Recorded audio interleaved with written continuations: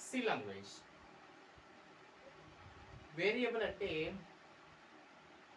Number కానీ లేదా క్యారెక్టర్ని నిల్వ చేసేటువంటి ప్రదేశాన్ని మనం వేరియబుల్ అని అంటాం. ఇంగ్లీష్లో variable, the name of memory location is called a variable.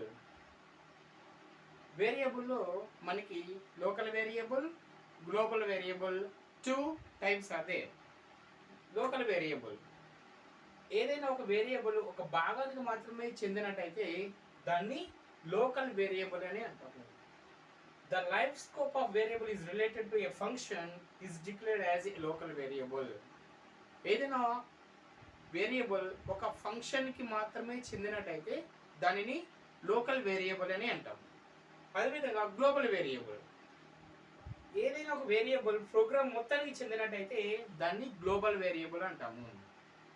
ప్రోగ్రాంలో మనం ఆ వేరియబుల్ ఎక్కడైనా మెన్షన్ చేసుకోవచ్చు, ఓకేనా. అటువంటి దాన్ని వేరియబుల్ని గ్లోబల్ వేరియబుల్ అంటాము. The life scope of variable is anywhere in the program is defined as a global variable. ఏదైనా సరే మనం వేరియబుల్ గ్లోబల్లో మనం డిక్లేర్ చేసినట్టయితే ఆ యొక్క వేరియబుల్ని మనం ఎక్కడైనా సరే ప్రోగ్రాంలో మనం ఇన్స్టెన్స్ చేసుకోవచ్చు, అంటే ఎక్కడైనా ఉపయోగించుకోవచ్చు. ఓకే, ఎగ్జాంపుల్ ఇక్కడ మనం హ్యాష్ ఇంక్లూడ్స్ షాడో తర్వాత తీసుకున్న తర్వాత integer a = 20, this is a global variable. ఈ యొక్క గ్లోబల్ వేరియబుల్ని మనం ప్రోగ్రామ్ లోపల ఎక్కడైనా సరే మనం ఉపయోగించుకోవచ్చు.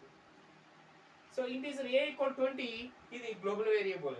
నెక్స్ట్ వన్, మెయిన్లో మనం ఇంటీజర్ b = 30 తీసుకున్నాము, ప్రింట్ ఆఫ్ b, ఓకే. ఈ ప్రింట్ ఆఫ్ b ఏదైతే ఉందో దాన్ని లోకల్ వేరియబుల్ అంటాం. ఈ b వేరియబుల్ ఓన్లీ ఈ మెయిన్ లోపల ఈ ఫంక్షన్కు మాత్రమే చెందింది కాబట్టి దీన్ని లోకల్ వేరియబుల్ అన్నాము. ఓకే, ఈ యొక్క ఏ వేరియబుల్ మన ప్రోగ్రామ్ లోపల ఎనీవేర్ వీ కెన్ యూస్, అటువంటి వేరియబుల్ని మనం గ్లోబల్